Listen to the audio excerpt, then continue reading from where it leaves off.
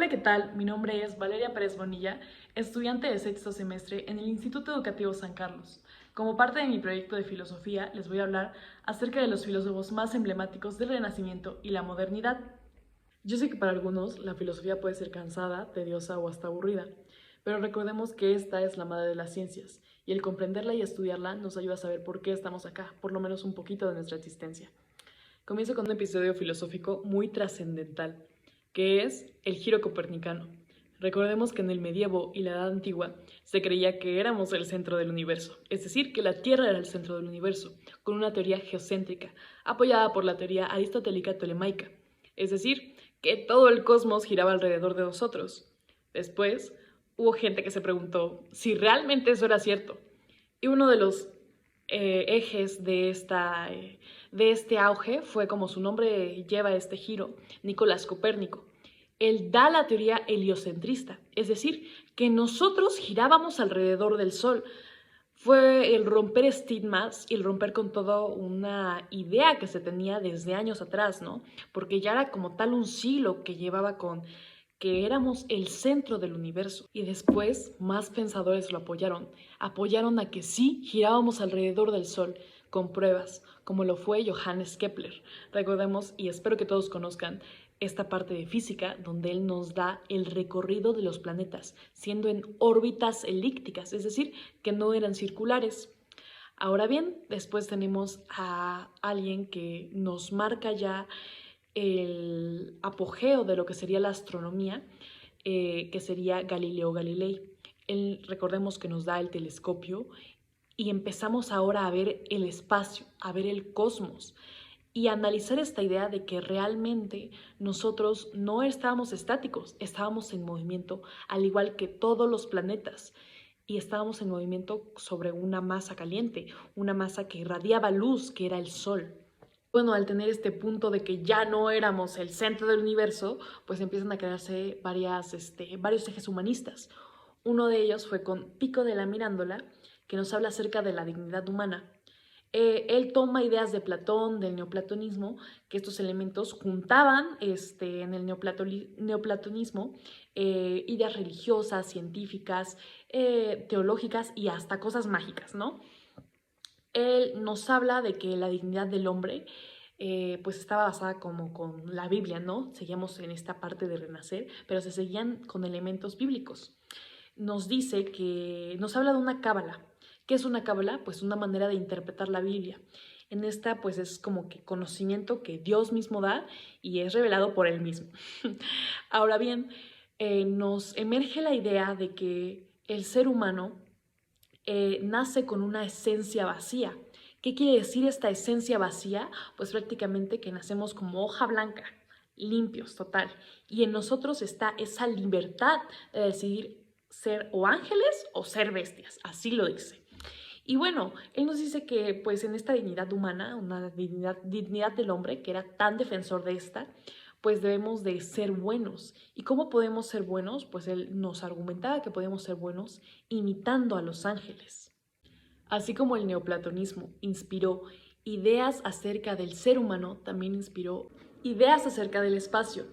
Un claro ejemplo es Giordano Bruno, quien también toma ideas de Platón y del neoplatonismo, sin embargo, mete en sus ideas otra perspectiva. Platón nos decía acerca de que el universo era como un animal sin sentidos externos. ¿A qué se refería con esto? Bueno, pues él creía que el cosmos era finito y que fuera de él ya no había algo que probar, degustar, oler, ver, sentir. Sin embargo, Giordano Bruno llega y pues es una idea muy trascendental, ¿no? Toma esta teoría y sí dice, pues sí es un animal, o sea, nuestro cosmos. Sin embargo, nos habla con lo que plantea Copérnico y con la teoría aristotélica tolemaica, que pues se quedaron muy cortos. Él refutó, bueno, no refutó, sí refutó como tal a la teoría de aristotélica tolemaica, pues dice que era falso. Y por otro lado, con Copérnico pues nos dice que se quedó muy corto, que realmente planteaba algo muy, muy escaso, que el universo era infinito, o sea, no tenía una parte donde se acabara. Además de que nos argumenta que este era como que asimilado por un alma cósmica, un alma que controlaba absolutamente todo. Es como si fuera Dios, pero ahora con el término de alma cósmica. Y bueno, aún en el renacentismo logramos notar esta idea y esta prevalecencia de que Dios sigue siendo el centro. Porque aunque Giordano Bruno nos hablaba de un alma cósmica, vemos que seguía como algo de Dios ahí. Seguía lo mismo con Pico de la Mirándola y seguía esta idea de que Dios seguía siendo el centro, nos controlaba y teníamos que creer en Dios, ¿no? Antes de desarrollar a el siguiente filósofo, me gustaría mencionar que México ocupa el tercer lugar a nivel mundial con mayores cristianos. Ahora bien, hablando de esto, pues menciono a Martín Lutero, quien va a ser un sacerdote. Él estudió teología y pues fue ordenado ahí en el Vaticano. Estuvo viendo toda este auge social, político y económico que existía aquí. Estando acá, ¿no le parece? Él se inhibe a seguir estas ideas, ¿no? Dice que no iba a tomar al Papa como autoridad y empieza como que a plantear sus ideas de reformar como tal. Al decir que no iba a acceder a la autoridad del Papa, pues es excomulgado de la Iglesia. Comienza con su doctrina, que es bueno, sus ideales de una reforma protestante, que es el protestantismo. Él nos dice que estaba pues en total desacuerdo con lo que hacía la Iglesia. Él quería que pues no hubiera esta venta de indulgencias porque ¿cómo tú vas a pagar por algo? O sea, realmente no, o sea, es una ganancia, o sea, es un negocio, realmente no es una idea de Dios, ¿no? Sí estaba de acuerdo en la existencia de Dios, pero no que fuera representado de esa manera. Por otro lado, nos habla de que no estaba también de acuerdo de que la iglesia fuera intérprete de todo lo que nos dijera Dios, ¿no? Él estaba como que en contra de todos estos ideales. Por eso se hace una contrarreforma. Él hace como, no su pliego petitorio, pero como un formato, un archivo, no sé cómo explicarlo. Pues hace cuenta que hace un documento y lo pega en la iglesia y dice, estas son todas mis tesis que estoy en contra de lo que ustedes hacen y yo estoy en contra de esto y esto de la iglesia. Es aquí que nacen nuevas, pues, no religiones, pero sí doctrinas acerca de, pues, de Dios. Sin embargo, ya no llevando como tal todo lo que manejaba la iglesia católica, ¿no? Porque manejaba que venta de indulgencias, que pagas si te quieres ir al cielo y cosas que a Martín Lutero no le parecieron. Y al él plantear sus inconformidades, pues mucha más gente se une a su movimiento. Y pues es por eso que hoy tenemos iglesias protestantes. Es importante saber la historia que acontece a un suceso para poder identificar, sí, es una iglesia protestante y no tiene nada de malo. Realmente estas iglesias lo que buscan no es ir en contra de Dios, también alaban a Dios y también aman a Dios y tienen un precepto de Sin embargo, no están de acuerdo a lo que la iglesia católica hace, que sigue siendo cosas como lo es el diezmo a nuestra fecha. Dejando de lado a Martín Lutero con sus ideales que a la fecha prevalecen, comenzamos con alguien que nos da el cómo tener el poder de un pueblo, cómo tener un control político, cómo manipular, cómo ser maestros del engaño, cómo ser inmorales. O sea, todos estos puntos que nos emergen a el fin justifica los medios. Dado este preámbulo, espero sepan que estoy hablando de Nicolás Maquiavelo. Este hombre en su obra El Príncipe, que es en la cual me voy a centrar para explicarlo, nos enmarca cómo poder tener el control de un pueblo. Nos dice que para poder controlar a una población, para poder ser un buen político, porque así nos dice que debemos ser un buen político haciendo esto, es manipulando. Es decir, tú vas a convencer a tu pueblo de que lo que estás haciendo está bien o de que deben de hacer tal cosa porque es lo que está bien. Y el fin, o sea, como lo decía en su frase inicial, ¿no? El fin justifica los medios. Es algo que me gusta contrastar porque a la fecha, y me parece que cualquiera que haya estudiado o que haya leído algo de política, o sea, de cajón debió de haber leído El Príncipe. Porque en esta obra nos podemos dar cuenta que presidentes desde el sexenio o sea, vaya, puedo argumentar que es desde Porfirio Díaz hasta la fecha, hasta Andrés Manuel, o sea, muchos tacharon a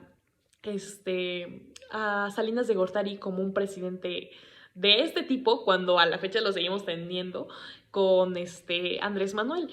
Y bueno, es contrastante porque todos los políticos, bueno, la mayor parte de los políticos asemejan un control que nos marca pues todos estos aspectos que Maquiavelo dice en su libro.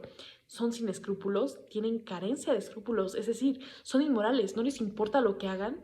O sea, por ejemplo, lo que hizo Andrés Manuel, lo contrasto para que se pueda entender con un ejemplo y la idea de Maquiavelo logren visualizar que prevalece al día, debido a que Andrés Manuel lo que hizo con lo de los tratamientos para los niños de cáncer, ¿no? Fue aquí en el hospital de Jalapa, en todo el país, que aplicaban agua.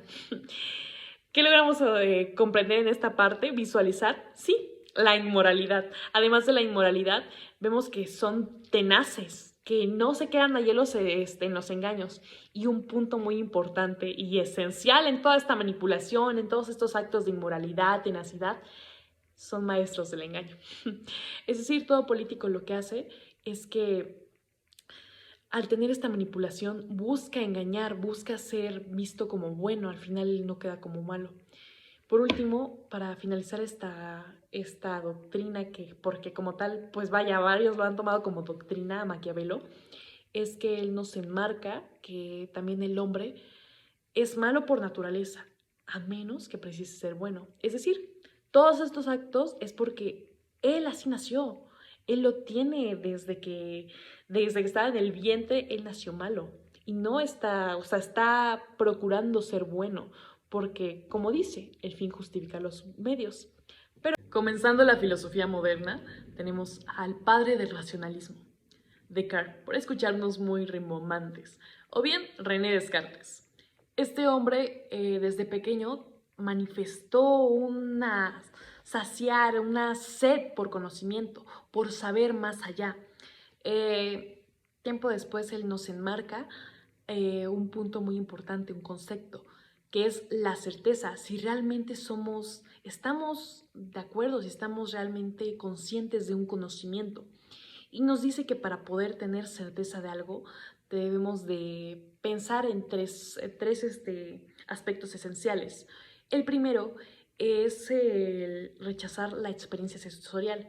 Es decir, no porque yo esté tocando mis manos o no porque yo esté sintiendo esta mesa, quiere decir que está ahí, que realmente eso es real. O sea, realmente no es si mis sentidos me estén engañando.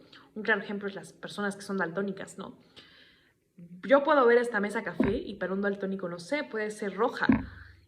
Y pues es el no confiarse de sus sentidos, porque puede que lo estén engañando. Por otro lado, es el genio maligno. ¿Qué nos habla de este genio maligno? Pues nos habla que puede haber como un ente que prácticamente pues esté como que desvariando las cosas, ¿no? Por ejemplo, si nosotros pensamos que 2 más 2 es 4 y así, ¿no? Puede que haya un genio maligno que diga, no, o sea, como que ese conocimiento nos lo dio y es erróneo, o sea, no es veraz. Y por último tenemos su frase, que pues con la que es muy conocido, que es el cogito ergo sum, que prácticamente es el pienso y luego sí existo. Y bueno, esta frase pues qué nos enmarca, ¿no? Que de lo único que estamos conscientes, de lo único que tenemos certeza es de nuestra existencia. O sea, si estoy pensando, estoy existiendo. Entonces tengo la certeza de que existo, porque si no existiera no estuviera pensando. Así es una pequeña analogía, no analogía, pero es un contraste filosófico. Y bueno, por último tenemos que igual como los anteriores filósofos, nos habla de Dios. ¿Y qué nos dice con Dios en esta ya modernidad? Pues nos habla de que nosotros nacemos con la idea de Dios, que es una idea innata. O sea, no es como que nos la dijeron, nosotros creamos ese pensamiento. Ya nacimos con eso, con algo que es perfecto.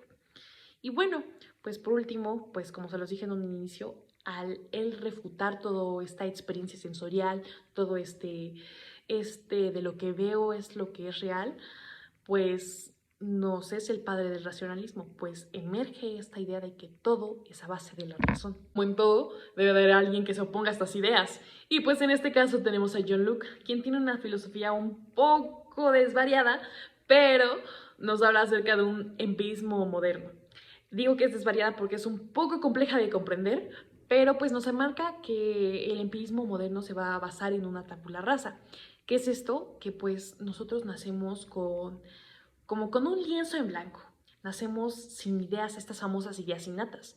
Lo enmarco con un empirismo moderno porque conforme a lo que nosotros experimentemos de manera sensorial, toquemos, veamos, todo va a ser nuestro conocimiento, va a ser el conocimiento que adquiramos de manera empírica. Él nos dice que nuestro conocimiento se va a obtener y se va a dividir por medio de ideas simples, como lo es el color, el cómo se siente algo, etcétera, e ideas complejas, que ya las ideas complejas que van a ser toda esta conjunción de cosas. Y bueno, pues él nos dice que de la única manera en la que podamos estar seguros de un conocimiento es de la manera en que lo experimentamos, o sea, que si sentimos algo, es como podemos estar seguros de un conocimiento. Y pues estas ideas de Carl y de Luke se contradicen, ¿no? Porque uno nos dice, bueno, piensa y razona, y el otro nos dice, no, es lo que sientes, es lo que estás viendo, es tu experiencia sensorial. Y pues básicamente eso es lo que nos maneja Luke, nos da una experiencia sensorial para poder adquirir conocimiento. Ya en este punto, la filosofía se va poniendo un poco compleja, pues ya vamos a David Hume. Él nos da una idea empirista, él seguía ideas de Locke, era un empirista, y pues nos habla acerca de pues una tesis un poco trascendental en este tiempo debido a que seguíamos en el renacentismo y pues obviamente iba a tener mucha crítica. Me gusta enmarcar esto porque él quería dar clases en la universidad. No pudo, pues era ateo. Y pues sí, en su idea, él nos dice, en su tesis nos dice si existe Dios, la sustancia y el alma. Y pues él al ser empirista obviamente nos lo va a negar. Al no tener una experiencia sensorial de estos elementos, pues no existen, solo están en nuestra idea, en nuestra mente. Por otro lado, también nos critica la causalidad. Él dice que pues es intachable, es tonto, no tonto, pero pues vaya, no tiene sentido decir que un fenómeno ocurrió que es causa de otro. Para explicarlo y ejemplificarlo de manera más contrastante, que se compacte más esta idea, un claro ejemplo, y a mí me gusta mucho hablar de esto, es por ejemplo, cuando tu mamá te dice, si andas descalzo, te vas a enfermar. Y bueno, anduviste descalzo, no te enfermaste. Pero aquí lo que Hume nos dice es que no podemos afirmar que, por ejemplo, el hecho de que anduviste descalzo causó que te enfermaras. O sea, realmente no es como que exista una asociación. Y bueno, pues sí, supongamos anduviste descalzo, pero ya traías un virus dentro, ya tenías una bacteria, ya había otro suceso que lo acontecía. Por eso esta crítica a la causalidad. Y pues nos da esta frase, la leo porque mi pronunciación no es buena, que es post hoc ergo es propter hoc. Es una falacia y pues nos dice prácticamente que después de algo, por tanto, provocado. Es decir, que pues sigue marcando esta idea y esta crítica a la causalidad, que pues cómo va a suceder algo, un fenómeno va a contrastar al otro. Ahora bien, llegamos al punto de la modernidad donde se hace un poco más complejo el asunto, pues empezamos a hablar de Immanuel Kant con todo este imperativo categórico, estas leyes universales, esta unificación de lo que sería el racionalismo y el empirismo. Pero bueno, antes de todo esto recordemos que Kant se emerge en todas estas ideas de ilustración, pues él llega a estar en esta época de el año de las luces, el ver al hombre por medio de la razón. Él nos habla en uno de sus escritos que llega a despertar de su sueño dogmático cuando lee el escrito del entendimiento humano acerca de David Hume.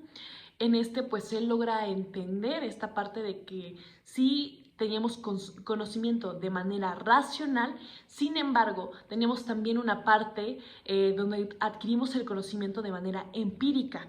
Por otro lado, él nos crea un sistema para poder resolver todas estas problemáticas que tenemos, donde básicamente nos emerge acciones, premisas para poder crear leyes universales, guiándonos como de una parte moral y una parte objetiva. Nos da su famosa frase, que es el sapere aude, que prácticamente nos dice el atrévete a pensar. O sea, que tu conocimiento lo adquieras como tal de todo, no solo del ámbito racional, de solo de que estés por medio de la razón, sino que le des ese enfoque empírico. Como lo dije en un principio, lo que trata Kant es unificar estas dos ideas, estas dos cosas, polos opuestos que teníamos con David Hume y Descartes. Pero bueno, en todas sus explicaciones, él nos da ya el auge de esta revolución copernicana. Pongo el ejemplo más básico. Nos da esta relación sujeto-objeto. Él quita ya del centro toda esta explicación que nosotros centrábamos hacia el objeto. Nos dice un ejemplo, es un ejemplo muy burdo, pero supongamos que va un piloto en su avión y tira una botella de Coca-Cola. Él la tiró, ¿no? O sea, y para él fue algo insignificante ese objeto. Ya se había acabado la coca, tira la botella. Cae en un lugar y le cae en la cabeza a un niño, supongamos en un pueblo indígena. Y para ellos, oh, wow, cayó una lata del cielo, los dioses nos mandaron esta lata. Sin embargo, aquí logramos entender toda esta relación y este punto al que logra llegar Kant, al enfocarnos en la relación que existe sujeto-objeto, pues nosotros le damos cierto valor a las cosas. No es enfocarnos en el objeto, porque sería muy ambiguo. No para todos va a ser la misma expresión. Por ejemplo, en este caso y en este ejemplo, no para el aviador fue lo mismo esta relación o este enfoque con el objeto que para el pueblo indígena que cayó del cielo. Dar este conocimiento del estudio de los objetos nos da esta división, ¿no? Esta división del estudio trascendental, donde nos dice que nosotros vamos a conocer por medio de un dato sensible, de una manera empírica, pero también vamos a tener una manera racional al ver el enfoque que le estamos dando a este objeto. Nos dice también que vamos a tener un objeto, el cual vamos a identificar en un espacio y un tiempo. Por ello nos da una división de categorías para los objetos y pues también nos da esta explicación acerca de un objeto, si un objeto puede ser o un fenómeno, es decir, algo que tenemos de una estructura mental, algo que nosotros pensamos, o bien puede ser un noúmeno. ¿Qué es el noúmeno? Pues bien, la cosa en sí. Supongamos que tú tienes la idea de una almohada, ¿no? Ese es el fenómeno, la estructura mental. Pero si ya tienes, supongamos, esta almohada en sí, sería el noúmeno, que es la cosa en sí. Por otro lado, también nos da las ideas de la razón, que para Kant las ideas de la razón todas son aquellos conceptos metafísicos. Como lo habíamos hablado con el neoplatonismo, decimos que son aquellas cosas como lo es la sustancia, el alma, Dios, son ideas metafísicas. ¿Qué significa esto? Al ser conceptos vacíos, es decir, que para él esta solo guía nuestra fe, nos dan una parte moral. Por otro lado, con el imperativo categórico, que ya es su eje central, que para Kant nos da toda esta filosofía y el cómo debe actuar el ser humano, cómo se guía a base de leyes universales, tenemos que él tenía un sistema de resolver problemáticas, ¿no? Unas problemáticas que se basaban en crear leyes universales para así guiar la libertad del humano, pero una libertad moral. Sin embargo, en el imperativo categórico tenemos esta controversia de que no para todos va a ser algo moralmente bueno. Supongamos, para alguien va a ser moralmente bueno robar, porque así lo vio. Y en casa para él le enseñaron que moralmente eso estaba bien. Sin embargo, para otra persona puede estar moralmente mal. Lo que Kant trata de decir es hacer una ley universal que para todos nos sirva y nos cree esta moralidad. Sin embargo, el problema aquí es que busca que exista todavía esta libertad humana. Llegando a una parte un poco ya más compleja y que es para muchos difícil entender a este autor, comenzamos con Hegel. Hegel básicamente busca contrastar esta idea de Kant, busca que su diferencia sea en que Kant nos decía que no se podía tener conocimiento de la cosa en sí, ¿no? De solo un noúmeno. Sin embargo, Hegel nos dice que sí se puede, que podemos basar el conocimiento de la estructura en sí. Por otro lado, él nos dice que ser y pensar es lo mismo. Básicamente que si tú haces un gran esfuerzo pensando, vas a obtener tener este acceso a la realidad, a las cosas. nos da que el idealismo pretende que el conocimiento de la realidad, gracias a las ideas que tenemos, sea absoluto. Y pues nos dice que para poder tener este conocimiento absoluto tenemos tres formas, que sería de una manera lógica, por medio de alguna ciencia, de una manera de la filosofía de la naturaleza y de la filosofía del espíritu. ¿Qué es la filosofía del espíritu? Pues esta idea del mundo humano. Hegel nos da los tres pasos del proceso dialéctico. Él nos dice que se basa en la inmediatez, la mediación y la síntesis. Tesis, antítesis y síntesis. Por otro lado, nos dice que la razón y el saber son cosas absolutas, es decir, se crea un espíritu absoluto. Ya concatenando con lo que nos decía Kant, él nos argumenta que es inválido y es incoherente, por así decirlo, el tener un conocimiento de un noúmeno, debido a que nos dice que hay una materia cognoscente de la cual nosotros podemos adquirir conocimiento por su estructura propia. Por otro lado, ya llegando a un punto más entendible a nuestros días, comenzamos con alguien que a la fecha sigue marcando sus ideologías, quien es Karl Marx. También tenía escritos que iban de la mano con Hegel. Pero bueno, básicamente Karl Marx es quien nos da toda esta idea del socialismo, del comunismo, y nos quita esta idea del socialismo utópico, nos pone las bases de cómo es realmente el socialismo y todas las contras que este puede tener. El primer punto que él toca es el homo faber. ¿Qué significa este homo faber? El hombre que hace. Nos habla de un materialismo histórico, que básicamente la misión del hombre en este mundo es transformar.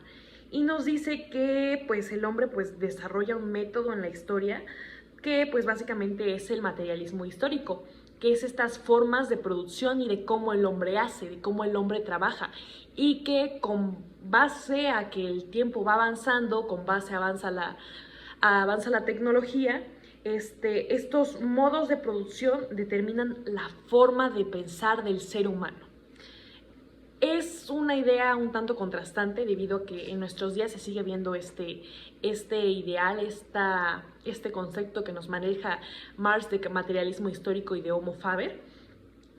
Nos habla de una revolución del proletariado. Recordemos que Marx escribe en estos tiempos donde estaba esta lucha del capitalismo, el socialismo, y nos dice que esta revolución del proletariado tiene que estar basada en que el proletariado ya, esta parte asalariada debe dejar de ser manipulada, de ser basada por el dueño, el capitalista, debido a que pues estos modos de producción deben ser comunistas, es decir, deben de eliminar esta propiedad privada. Por otro lado, él dice que el proletariado, el asalariado, debe de luchar por no seguir siendo oprimido.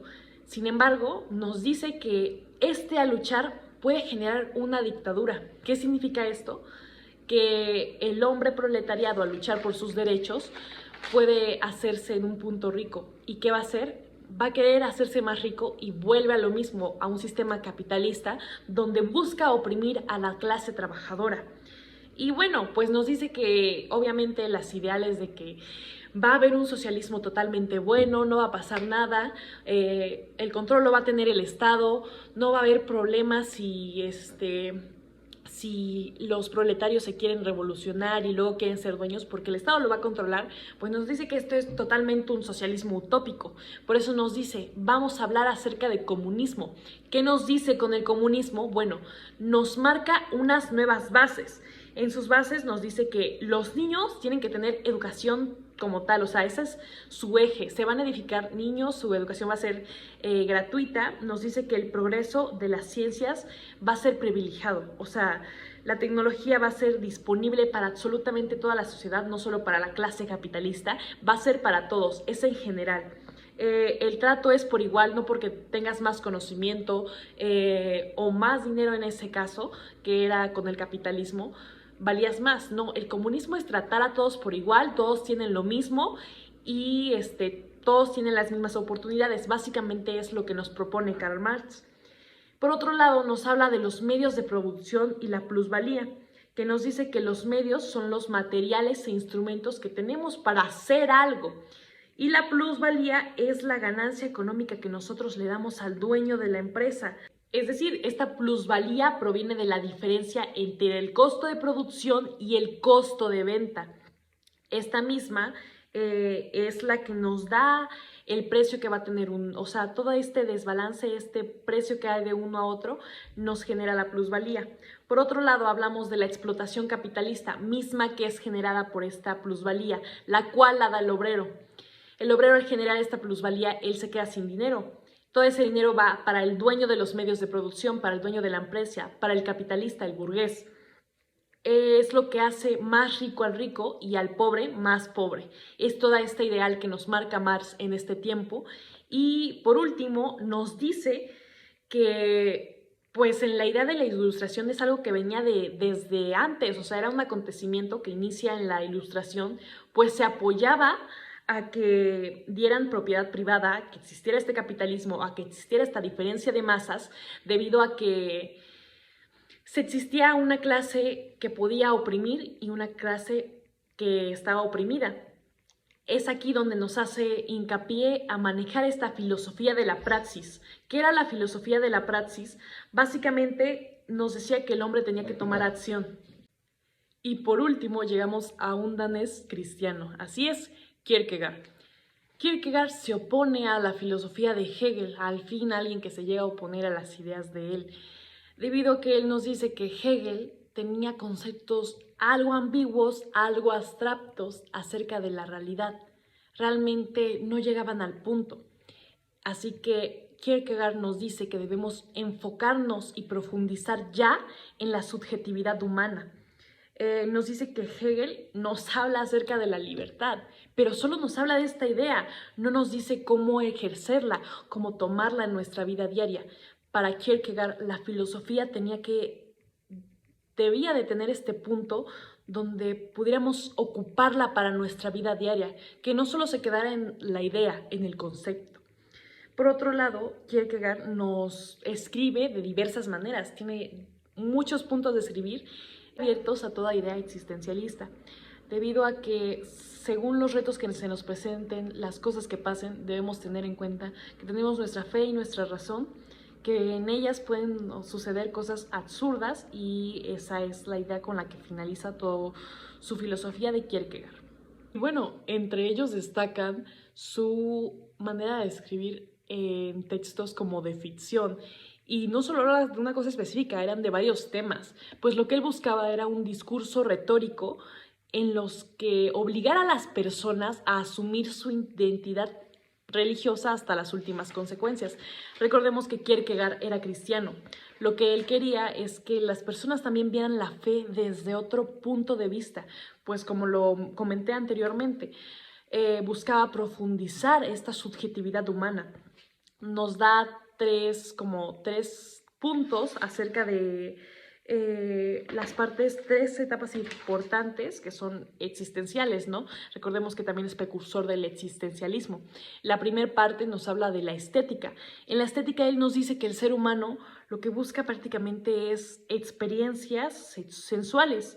Es decir, todo aquello que nos den los sentidos, busca placer, busca emociones nuevas. Sin embargo, llega a la parte ética, que ya sería el segundo estadio, que es la parte ética donde pues se aburre de toda esta búsqueda estética de placer, de emociones, y se empieza a enfocar en él mismo, en encontrarse, en encontrar esta identidad. Por último, llega al tercer estadio, el cual es la parte religiosa. Él nos dice que al estar buscando, al identificarse, profundizar en su existencia humana, logra concatenar esta idea con lo que sería un ámbito religioso, con Dios. Logra entender que es esta referencia acerca del bien y el mal y de cómo nuestra fe es la que nos va guiando. Nos hace entender que la fe es como, más que nada, no es un ámbito que sea entendible, es una forma de vida, es algo que nos va guiando diariamente y nos dice que esta puede cambiar y esta pues va cambiando conforme lo que Dios diga. Y más que darnos como una doctrina, nos explica que sí, que es una manera de vivir, que podemos guiarnos y basarnos conforme a nuestra fe. Y es un precepto más que nada espiritual. Y por último, para acabar con la idea de Kierkegaard, al hablar él del cristianismo y de esta fe, nos logra concatenar la fe y la razón. Básicamente la única forma en la que las podamos concatenar es con lo absurdo, debido a que no hay como tal una completa relación. Nos dice que debemos de estar abiertos a toda idea que se nos presente. Por mi parte sería todo, les agradezco su atención.